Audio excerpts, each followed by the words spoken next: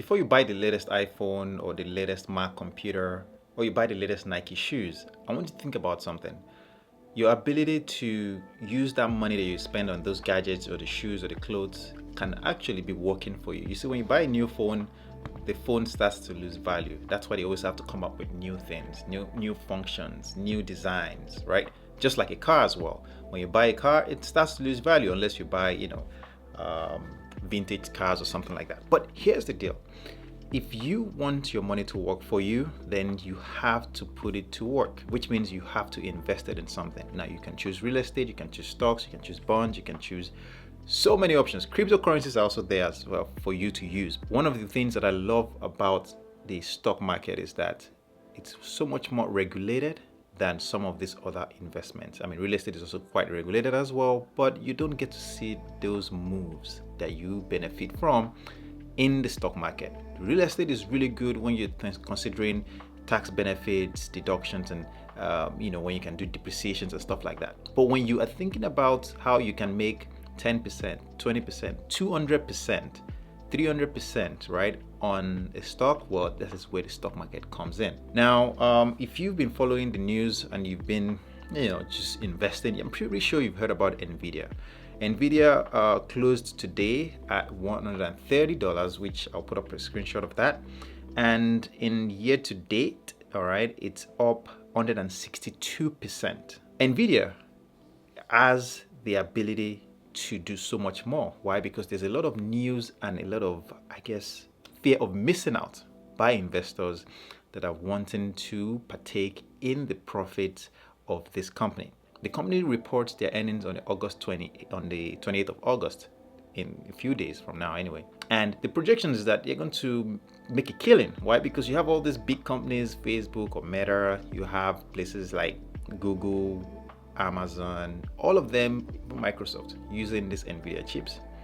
And NVIDIA is already projected to make a lot of money into 2026, even as we speak. About 2 weeks ago, NVIDIA reported that they will be delaying their new GPU, which is called a Blackwell GPU, due to some, errors that they found out, and they need to delay the production of that GPU.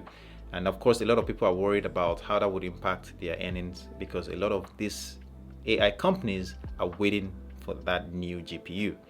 Now, that doesn't mean that NVIDIA isn't going to make a killing, like I said, come August 28th. Now, my fear, though, is that the way the stock market reacts to things, it ramps up now, and then, if they say something that isn't just up to expectations, well, they can go selling the stocks and the stock goes down. And it could go up the other way. The goal here is that we don't have to really worry about what will happen, because we can predict that. But one thing that we need to understand is that NVIDIA is a company that is already established itself as one of the, forerunners of this AI movement, or chip development movement, or GPU development, and that means that they are able to capitalize on that, hopefully for the long term. And that's why I am holding NVIDIA for the long time. So even if it drops down, I'm willing to buy even more shares of NVIDIA. The next company that I'm looking at is Nike. Nike is currently $83.28, and as of year to date, it is down 23%. Now, why is it down? Prior to their earnings report, Nike was actually trading for around $95 to $97, and when they released their earnings, something happened.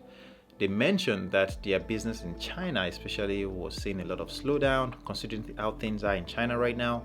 That impacted the stock market, and the stock price dropped a lot. And it dropped from $94 all the way down to about $75, and it's been kind of trading sideways.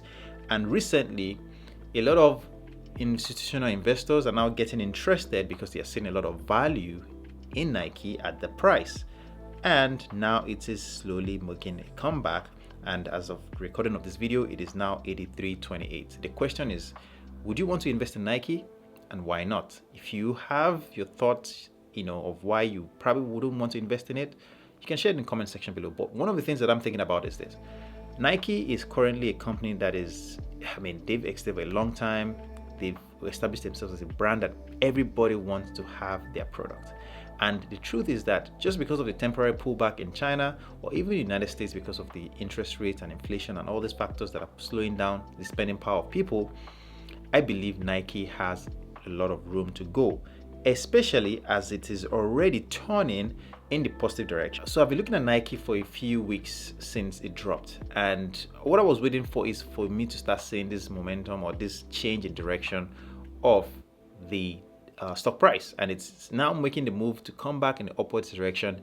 And of course, yes, the market itself, the whole stock market has been really doing well, but I also know that Nike is on its path back to where it used to be. Now, the thing here is that, of course, there are no guarantees because we don't know exactly what will happen in the next few weeks or months. But one thing we know is that if we hold this company on a long-term basis, we will be able to make money and it will turn around to do well in the long term.